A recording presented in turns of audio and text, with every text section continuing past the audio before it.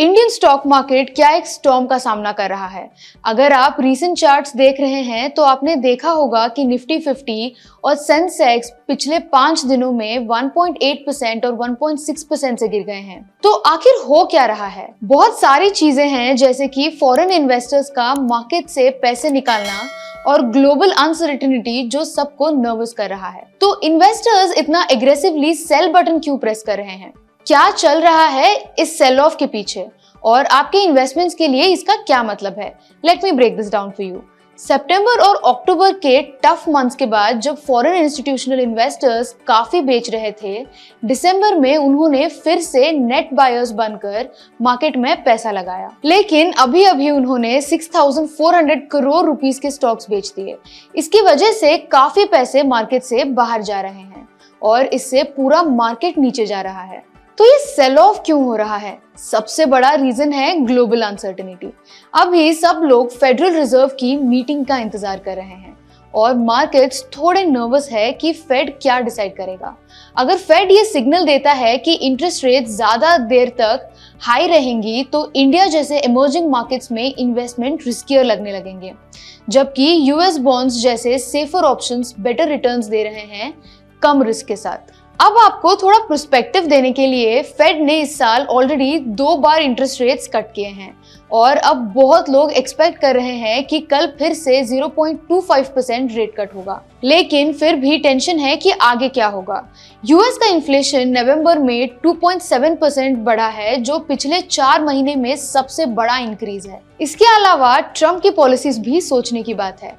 Trump जनवरी 2025 में दोबारा office संभालेंगे और उनकी पॉलिसीज जैसे higher tariffs, strict migration rules और फिजिकल पॉलिसी में चेंजेस शॉर्ट टर्म में इन्फ्लेशन को बढ़ा सकती हैं। इन्वेस्टर्स अभी से ही इन अनसर्टेनिटीज को अपने डिसीजंस में कंसिडर कर रहे हैं और इस वजह से वो और ज्यादा कॉशियस हो रहे हैं। इंडिया का ट्रेड डेफिसिट रिकॉर्ड हाई पर पहुंच गया है। नवंबर में हमारे एक्सपोर्ट्स और इंपोर्ट्स के बीच का गैप 37.8 बिलियन डॉलर्स तक पहुंचा, जबकि अक्टूबर में ये गैप 27.1 बिलियन डॉलर्स का था। एक बड़ा रीजन ये है कि हमारे एक्सपोर्ट्स कम हो गए हैं, लेकिन इंपोर्ट्स का बिल बहुत बढ़ गया है। सोचिए, सिर्फ गोल्ड का इंपोर्ट्स ही 4 गुना बढ़कर सबसे ज्यादा हाई लेवल पर पहुंच गए हैं। ये गोल्ड लवर्स के लिए अच्छा हो सकता है, लेकिन कंट्री के बैलेंस शीट के लिए ये थोड़ा प्रॉब्लमैटिक है। इस बढ़ते हुए ट्रेड डेफिसिट की वजह से इन्वेस्टर सेंटिमेंट और भी कॉशियस हो गया है। अब एक इंटरेस्टिंग चीज के बारे में बात करते हैं जो चाइना में हो रहा है और जो इंडिया के मार्केट को इम्पैक्ट कर सकता है।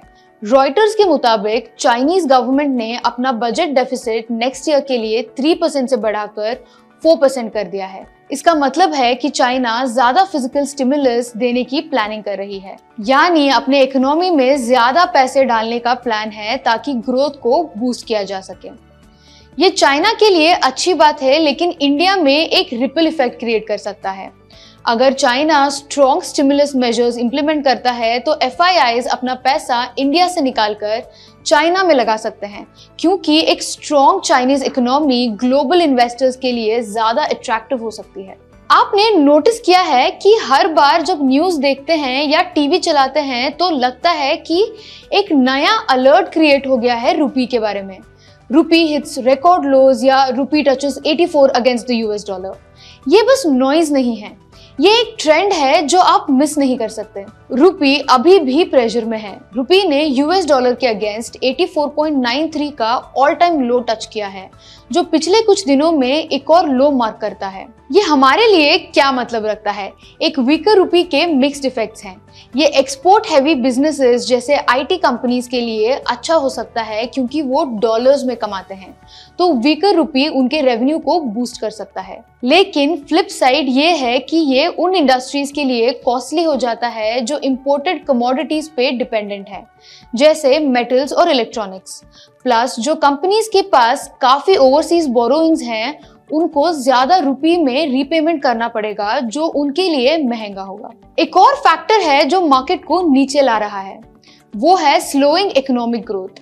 इंडिया का जीडीपी ग्रोथ जुलाई सितंबर क्वार्टर में 5.4% पे आ गया है, जो कि पिछले 7 क्वार्टर्स में सबसे कम है। काफी एक्सपर्ट्स का कहना है कि हम अभी स्लो डाउन के पॉइंट पर है, लेकिन ये स्लो डाउन और भी लंबे समय तक चल सकता है और इससे बिजनेस एक्टिविटीज और मार्केट सेंटिमेंट पे भी नेगेटिव इफेक्ट हो सकता है। अब देखते हैं इन्फ्लेशन का क्या हाल है। नवंबर में कंज्यूमर इन्फ्लेशन 5.48% तक पहुंचा, जो कि इकोनॉमिस्ट के एक्सपेक्टेशंस के मुताबिक था। ये आरबीआई के मीडियम टर्म टॉलरेंस रेंज के ऊपर एंड के अंदर है। ये क्यों इंपॉर्टेंट है? क्योंकि ईजिंग इन्फ्लेशन का मतलब है आरबीआई को थोड़ी रिलीफ मिल रही है। बहुत इकोनॉमिस्ट्स का मानना है कि इसके बाद आरबीआई अपनी नेक्स्ट पॉलिसी रिव्यू में बेंचमार्क इंटरेस्ट रेट कट कर सकता है। अगर रेट कट होता है तो इकोनॉमी को बूस्ट मिलेगा, क्योंकि बोरोइंग चीप हो जाएगा, जो बिजनेस और कंज्यूमर्स दोनों के लिए अच्छा होगा। मार्केट्स साइकिल में मूव करते हैं और ये करेक्शन फेज अनकंफर्टेबल लग सकता है, लेकिन ये एंड ऑफ द रोड नहीं है। जब जब एफआईआईज बेच रहे हैं, तब डोमेस्टिक इंस्टीट्यूशनल इन्वेस्टर्स बाय कर रहे हैं, जो मार्केट को सपोर्ट दे रहा है। प्लस इन्फ्लेशन के कम होने की वजह से आरबीआई फ्यूचर में रेट कट्स कंसिडर कर सकता है, जो मार्केट के लिए एक पॉजिटिव ट्रिगर हो सकता है। ऐसे टाइम्स में ये जरूरी है कि लॉन्ग टर्म फंडामेंटल्स पर फोकस करें और शॉर्ट टर्म वॉलेटिलिटी से इफेक्ट ना हो। Having said that, this is Neha signing off. Investments in securities market are subject to market risks. Read all the related documents carefully before investing.